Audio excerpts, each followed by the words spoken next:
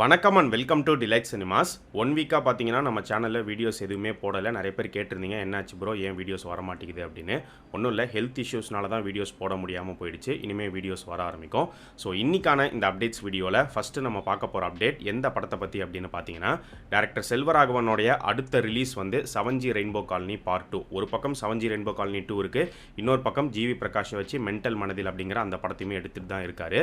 So 7G rainbow colony 2 பற்றி இப்போ லேட்டஸ்ட்டாக வந்திருக்கிற ஒரு நியூஸ் என்ன அப்படின்னு பார்க்கும்போது, 7G ரெயின்போ காலனி பார்ட் 2 படத்தை இந்த வருஷம் தீபாவளிக்கு ரிலீஸ் பண்ற மாதிரி மூவி டீம் பிளான் பண்ணிட்டு இருக்காங்க. ஆனா அதுக்கு இன்னும் படத்தோடைய OTT ரைட்ஸ் வந்து செல் ஆகல. அதுக்கான டிஸ்கஷன்ஸ் தான் இப்போ போயிட்டு இருக்குன்னு சொல்லப்படுது. ஸோ அமேசான் பிரைம் கிட்ட தான் பேசிட்டு இருக்காங்க. ஸோ இந்த டீல், இந்த டிஸ்கஷன்ஸ் வந்து சீக்கிரம் முடிஞ்சிருச்சு அப்படின்னா ஜூன் மாதம் படத்தோடைய அஃபிஷியல் டீசரை வந்து ரிலீஸ் பண்ணி டேட்டை வந்து கன்ஃபார்ம் பண்ணிடுவாங்க. படம் தீபாவளிக்கு வரதுக்கு வாய்ப்புகள் இருக்கு. இந்த வருஷம் தீபாவளி ரிலீசஸ்ல இப்போ வரைக்கும் பார்த்தோம் அப்படின்னா, மாரி செல்வராஜோடைய பைசன், பிரதீப் ரங்கநாதனுடைய டியூட், இந்த 2 படங்கள் அஃபிஷியலாகவே நாங்கள் வரோங்கிற மாதிரி கன்ஃபார்ம் பண்ணிட்டாங்க. ஸோ பிரதீப் ரங்கநாதன் எடுத்துக்கிட்டோம்னா இந்த வருஷம் அவருக்கு 3 ரிலீசஸ். ஏற்கனவே டிராகன் ரிலீஸ் ஆகி ஒரு பெரிய ஹிட் ஆயிடுச்சு. அதுக்கடுத்து இப்போ LIK, டியூட் 2 படங்கள் ரிலீஸ் ஆக காத்துட்டு இருக்கு. ஸோ டியூட் மூவி டீம் தான் ஃபர்ஸ்ட் ரிலீஸ் டேட்டை அஃபிஷியலாக கன்ஃபார்ம் பண்ணாங்க. அவங்க ரிலீஸ் டேட்டை சொல்லி கொஞ்ச நாள்லேயே பார்த்தீங்கன்னா LIK டீமும் வந்து நாங்கள் செப்டம்பர் 18 வரோம் அப்படிங்கிற மாதிரி ரிலீஸ் டேட்டை கன்ஃபார்ம் பண்ணியிருக்காங்க. ஆக்சுவலாக இந்த 2 படங்களுக்கும் பெரிய கேப்பே இல்லை, ஒரே ஒரு மாதம் தான் கேப் இருக்குது. இதை யாருமே விரும்ப மாட்டாங்க. ஏன்னா ஒரு படம் ரிலீஸ் ஆகி அட்லீஸ்ட் ஒரு 2 months 3 months கேப்க்கு அப்புறம் இன்னொரு படம் வந்தால் கரெக்டாக இருக்கும். பட் அப்படி இருக்கும்போது ஏன் இந்த 2 படங்களும் பேக் டு பேக் வராங்க அப்படிங்கிறது தெரியல. ஆக்சுவலாக பார்த்தீங்கன்னா டியூட் படமும் சரி, LIKவும் சரி, ரெண்டுமே வந்து தீபாவளி ரிலீஸ் பிளான் பண்ணுறதா நியூஸ் வந்துருந்துச்சு. ஃபஸ்ட்டு வந்தது டியூட் படத்தை பற்றி தான். அதுக்கப்புறம் தான் LIK வந்து அவங்களும் தீபாவளி ரிலீஸ் பிளான் பண்ணுறாங்கன்னு சொல்லப்பட்டுச்சு. ஆனால் ஃபஸ்ட்டு அனௌன்ஸ் பண்ணது டியூட் மூவி டீம் தான். ஒருவேளை தீபாவளி ரிலீஸ் அவங்க எடுத்துக்கிட்டாங்க, அப்போ அவங்களுக்கு முன்னாடியே நம்ம வந்துடலான்னு பிளான் பண்ணி LIK இந்த டேட்டை பிடிச்சிருக்காங்களா என்ன கதைன்னு தெரியல. இப்போ பார்த்தீங்கன்னா டியூட் படம் வந்து மேபி தீபாவளி ரிலீஸ்லேருந்து தள்ளி போகிறதுக்கு வாய்ப்புகள் இருக்குங்கிற மாதிரி நியூஸ் வந்துட்டு இருக்கு. ஆனால் அதுவும் கன்ஃபார்ம்டு கிடையாது. சீக்கிரமே அஃபிஷியல் அனௌன்ஸ்மெண்ட் வந்தால் தான் என்ன ஏதுங்கிறது நமக்கு தெரிய வரும். ப்ரொடியூசர் கலைப்புலி எஸ் தானு வாடிவாசல் படத்தை பற்றி இப்போ லேட்டஸ்ட்டாக என்ன சொல்லியிருக்காரு அப்படின்னு பார்த்தீங்கன்னா, இந்த படத்தோடைய ஷூட்டிங் வந்து ஜூலை, ஆகஸ்ட், செப்டம்பரில் தான் ஆரம்பிக்கப்படும் அப்படின்லாம் நியூஸ் வந்தது. ஆனால் இப்போ என்ன சொல்கிறாருன்னா, அவ்வளோ நாள்லாம் கிடையாது, ஜூன்லேயே ஸ்டார்ட் பண்ண போகிறோம் அப்படிங்கிற மாதிரி சொல்லியிருக்காரு. இப்போ கரண்ட்டாக படத்துக்கான லொக்கேஷன் ஹண்ட் வந்து போயிட்டு இருக்கு, மதுரையில் பார்த்துட்டு இருக்காங்க அப்படிங்கிற மாதிரி சொல்லியிருக்காரு. ஸோ ஜூனில் ஆரம்பிக்க போகிறாங்க. அண்ட் இதுக்கு முன்னாடி கலைப்புலி தானுடைய தயாரிப்பில் வெற்றிமாறன் இயக்குன அசுரன் படம் ஒரு மிகப்பெரிய வெற்றி. அந்த படத்தை பார்த்தீங்கன்னா ரொம்ப வேகமாக எடுத்து முடிச்சாங்க. எனக்கு தெரிஞ்சு வெற்றிமாறனுடைய கெரியர்லேயே ரொம்ப ஃபாஸ்ட்டாக எடுத்து முடிச்ச ஒரே படம் வந்து அசுரன் தான். ஸோ அந்த படத்தை எவ்வளோ ஃபாஸ்ட்டாக எடுத்து முடிச்சோமோ அதே மாதிரி தான் வாடிவாசல் படத்தையுமே சீக்கிரம் எடுத்து முடிச்சிருவோம் அப்படிங்கிற மாதிரி கலைப்புலி தானு ப்ராமிஸ் பண்ணியிருக்காரு. அவர் சொன்ன மாதிரியே சீக்கிரம் எடுத்து முடிச்சிட்டா ரொம்பவே நல்லாயிருக்கும். ஸோ அந்த வகையில் இப்போ ஆக்டர் சூர்யா 45 முடிச்சுட்டு ஒரு பக்கம் சூர்யா 46, இன்னொரு பக்கம் வாடிவாசல், இந்த 2 ப்ராஜெக்ட்ஸில் பேரலாக கான்சென்ட்ரேட் பண்ணுவார் அப்படின்னு சொல்லப்படுது. ஸோ அடுத்து டைரக்டர் லோகேஷ் கனகராஜ் எடுத்துக்கிட்டோன்னா, அவருடைய LCUவில் இப்போ புதுசாக உருவாகிற படம் பென்ஸ் படத்துக்கான பூஜை நடந்து முடிஞ்சு ஷூட்டிங் வந்து ஸ்டார்ட் பண்ணிட்டாங்க. ஸோ நம்ம ஏற்கனவே சொல்லியிருந்தோம், இந்த பென்ஸ் படத்தில் வந்து மாதவன், நிவின் பாலிலாம் நடிக்கிறாங்க அப்படிங்கிற மாதிரி நியூஸ் வந்துட்டு இருக்கு அப்படின்னு. மாதவன் நடிக்கிறாருங்கிறது கன்ஃபார்ம் ஆயிடுச்சு. நிவின் பாலி இருக்காரா இல்லையா அப்படிங்கிறது சீக்கிரமே நமக்கு தெரிய வரும். இப்போ ரீசெண்டாக பார்த்தீங்கன்னா லோகேஷ் கனகராஜ் ஒரு இன்டர்வியூ கொடுத்திருந்தாரு. அதில் நிறைய விஷயங்கள் அவர் ஷேர் பண்ணியிருந்தாரு. கூலி படத்தை பற்றி, LCU பற்றி பல விஷயங்கள் வந்து அவர் சொல்லியிருந்தாரு. ஸோ அந்த வகையில் சூப்பர் ஸ்டாருக்கு அவர் ஆரம்பத்தில் சொன்ன கதை வேற, அந்த கதை கூலி கிடையாது. அதை இன்னும் எடுக்காமல் அப்படியே தான் வச்சிருக்காங்க. அதுக்கப்புறமா கூலியோடைய ஐடியா வந்து ரொம்ப இன்ட்ரெஸ்டிங்காக இருக்குது, இதை நம்ம படமாக பண்ணலாம் அப்படிங்கிற ஒரு முடிவுக்கு வந்து தான் இப்போ அது படமாக உருவாயிட்டு இருக்கு. ஆரம்பத்தில் லியோ படம் ரிலீஸ் ஆன டைமில் பார்த்தீங்கன்னா, அடுத்து லோகேஷ் வந்து தலைவர் 171 ப்ராஜெக்ட் எடுக்க போறாரு, ஐமேக்ஸில் எடுக்கிற மாதிரிலாம் பிளான் போயிட்டு இருக்குங்கிற ஒரு நியூஸ்லாம் வந்தது. அந்த டைமில் கூலி படமே கிடையாது. சூப்பர் ஸ்டாருக்கு ஃபர்ஸ்ட் லோகேஷ் என்ன கதை சொன்னாரோ அதை தான் எடுக்கிற மாதிரி அப்போ இருந்தது. அந்த கதையை வந்து ஐமேக்ஸில் ஷூட் பண்ணுற மாதிரி பிளான்லாம் இருந்தது. அதுக்கப்புறம் கூலி உள்ளே வந்ததுக்கப்புறமா எல்லாம் மாறிடுச்சு. LCU பற்றி லோகேஷ் என்ன சொல்லியிருந்தாருன்னு பார்த்தீங்கன்னா, அடுத்து இமீடியட்டாக நான் பண்ண போகிற ப்ராஜெக்ட் வந்து கைதி 2க்கு அடுத்து விக்ரம் 2 கமிட்மெண்ட் இருக்குது, கண்டிப்பாக அது பண்ணி தான் ஆகணும். விக்ரம் 2லாம் முடிஞ்சதுக்கப்புறமா லியோ 2 வந்து பார்க்கலாங்கிற மாதிரி அவர் சொல்லியிருந்தார். லியோ 2 வருமா வராதா அப்படிங்கிறது லோகேஷோடைய கையில் இல்லை, விஜய் அவருடைய கையில் தான் இருக்குது. ஏன்னா அவருடைய கடைசி படம் ஜனநாயகன் அப்படின்னா அதோட முடிஞ்சிடும், அதுக்கப்புறம் எந்த ஒரு படமும் வராது. இல்லை மறுபடியும் நான் படங்கள் நடிக்க போகிறேன் அப்படிங்கிற மாதிரி அவர் ஒரு முடிவெடுத்து வந்தார்னா அப்போ லியோ 2 வந்து நம்ம எதிர்பார்க்கலாம்.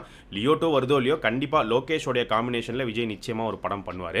ஆக்சுவலாக லோகேஷ் கனகராஜ் இன்ட்ரெஸ்டிங்காக ஒரு விஷயம் சொல்லியிருந்தார். எல்லாருமே வந்து லியோ 2 கேட்டுக்கிட்டு இருக்காங்க, பட் எனக்கு வந்து ஜேடிங்கிற கேரக்டர் வந்து எனக்கு ரொம்ப பிடிக்கும். ஸோ மாஸ்டர் 2 எடுக்கணுங்கிற ஆசை வந்து இருக்குது. ஆசை மட்டும் இல்லை, அதுக்கான ஐடியா கதையே இருக்குங்கிற மாதிரி அவர் சொல்லியிருக்காரு. அண்ட் இன்னொரு செமையான ஒரு விஷயமும் சொல்லியிருந்தார். கமல், ரஜினி 2 பேரும் ஒரே படத்தில் ஒன்றா சேர்ந்து நடிக்கிற மாதிரி 2 பேருமே வந்து கேங்ஸ்டர்ஸ், ஏஜிங் கேங்ஸ்டர்ஸ் அப்படிங்கிற மாதிரி ஒரு கதை இருக்குன்னு சொல்லியிருந்தாரு. அதை கேட்கும் போதே செம்மையாக இருந்துச்சு. லோகேஷ் கனகராஜோடைய இயக்கத்தில் கமல், ரஜினி சேர்ந்து ஒரு படம், அதுவும் கேங்ஸ்டர்ஸாக நடிச்சாங்கன்னா வேற லெவலில் இருக்கும்.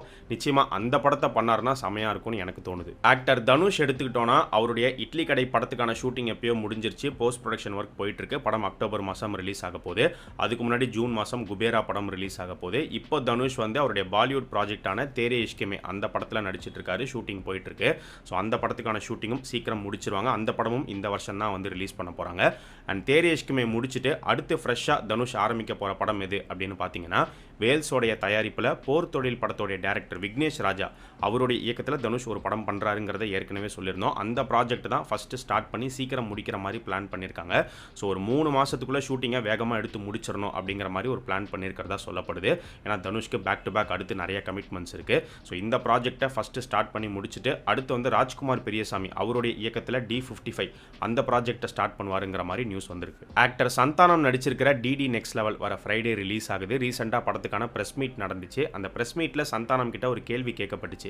இப்போ தமிழ் சினிமாவில் காமெடி வந்து ரொம்ப குறைவாக இருக்குது, பஞ்சமாக இருக்குது. உங்களுடைய காமெடியையுமே ஃபேன்ஸாக இருக்கட்டும், ஆடியன்ஸ் எல்லாருமே மிஸ் பண்ணுறாங்க. அண்ட் இப்போ நீங்கள் ரொம்ப வருஷத்துக்கு அப்புறமா மறுபடியும் எஸ்டிஆர் கூட சேர்ந்து படம் பண்ணுறீங்க. ஸோ அதனால் மறுபடியும் பழைய சந்தானத்தை, அதாவது காமெடியன் சந்தானத்தை திரும்ப எங்களால் வந்து பார்க்க முடியுமா அப்படிங்கிற ஒரு கேள்வி கேட்கப்பட்டுச்சு. அதுக்கு சந்தானம் கிளியராக ஒரு பதில் சொல்லிட்டாரு. அது என்ன அப்படின்னு பார்த்தீங்கன்னா, இனிமேல் நிச்சயமாக மற்ற ஹீரோஸ் கூட சேர்ந்து நான் படங்கள் பண்ணுவேன், ஆனால் நிறைய பண்ணுவேனான்னு எனக்கு தெரியாது அப்படிங்கிறதையும் அவர் சொல்லிட்டார். இப்போ எஸ்டிஆர் 49ல் எஸ்டிஆர் கூட சேர்ந்து நடிக்கிறேன், அதே மாதிரி நானும் ஆரியாவும் சேர்ந்து ஒரு படம் பண்ண போகிறோம், அதுக்கான டாக்ஸ் போயிட்டு இருக்குங்கிறதையுமே சொல்லியிருந்தாரு. இது முன்னாடியே வந்த ஒரு நியூஸ் தான்.